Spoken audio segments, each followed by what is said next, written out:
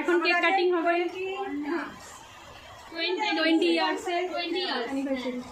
Happy anniversary to Happy anniversary Jackie mommy. Thank you.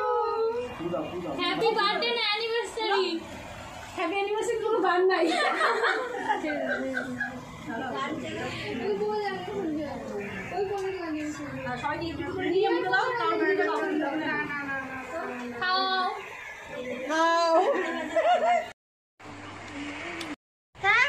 Happy anniversary.